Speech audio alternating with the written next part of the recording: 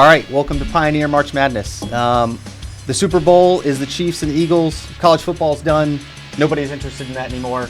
This is it. This is your fix for competitive sports. Here we are. In recruiting. To go over the ground rules, obviously the way to score points is to write quality contracts and stay on lead line through the month. We didn't do that a lot in January, unfortunately. Did not. I mean, we did the opposite. We took losses, right? Yep. But week 4, we had a strong rebound. We had 6 stations score double-digit points in week 4.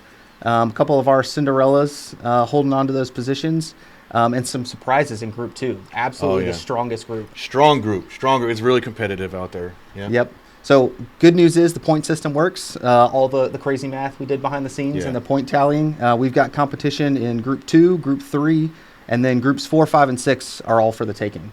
Any highlights, stations that you were surprised by coming into this? I mean, right off the bat, just Chillicothe just coming right out and dominating Group 1. I mean, that's amazing.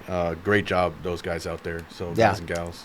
Wrote, I think it was 11 seniors first quarter, and they kept the production going. Oh, yeah. Yeah. I mean, surprises, I would say, Huntington, 3 Delta in second place in Group 3. For sure. Didn't have them pinned high, but they've been solidly producing. I think they're the only station that scored points every week thus far in January. So, again, staying on lead line, just racking in those points. Making it happen, even flow. Yep. It's a good mark of a good station right there. Absolutely. Speaking of, you'll see a lot of these points in Group 2 in double digits, and then Group 3 and Group 1. Those are the stations that are at 75% contribution.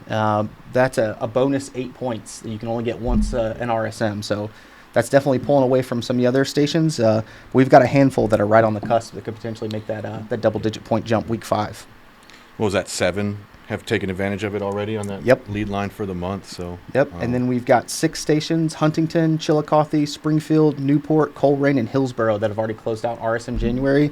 Already locked out lead line points for week 5. Everything from here on out is just gravy. Yeah. Yep.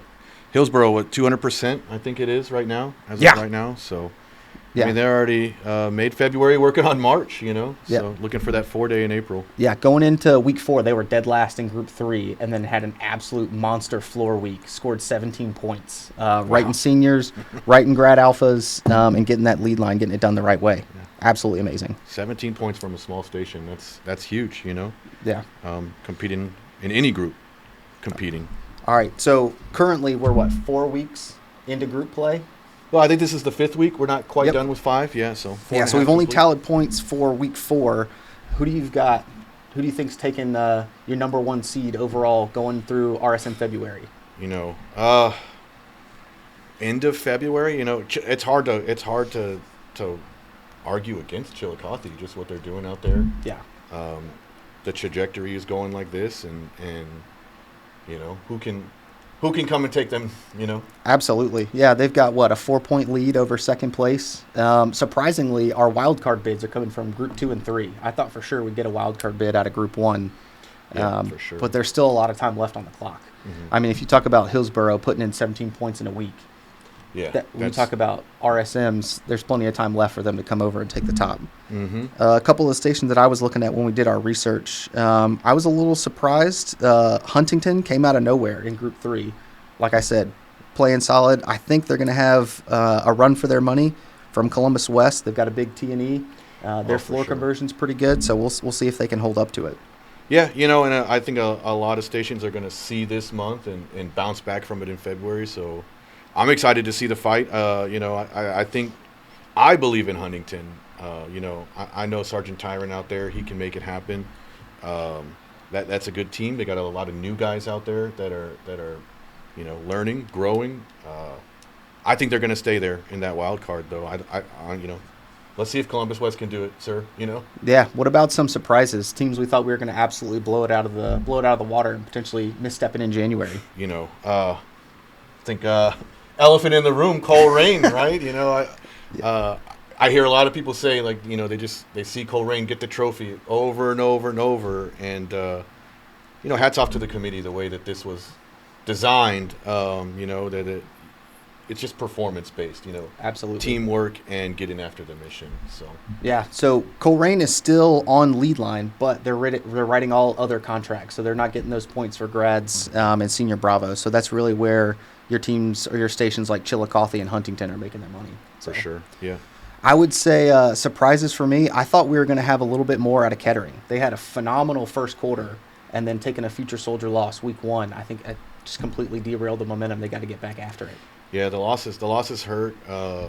We know these are the months. This is the quarter where we take losses, and that's why we wanted to emphasize that as something important. I want to talk about Group 4 too. That's just anybody's group right now. Yeah. I love that group. Just watching that. Who's going to win there? Huber Heights, Westerville, Mason, all tied at 4, but 4 points is not a lot to come back from. Yeah, If you're behind. That's 2 seniors. Yeah. And boom, you're tied for first place in Group 4. That's right now. They're currently sitting at that. They're holding on to that 8th seed just by winning their group. So anybody in there, they don't have to score 40 points to make it to the tournament. They've just got to beat whoever's in their group. So Yeah. I'm excited for group play. I think it'll be a good run through February, and then hit that Elite 8 in March. Then we'll get the trophies ready. Yeah. It's going to get close. I'm interested to see what happens in February. It's mission week. What's on the floor. It's the floor's money now, right? It's there. That's in the books, but we still have February. There's still 4 strong weeks for everybody to come back. And, Charleston in there. My heart, Eastgate.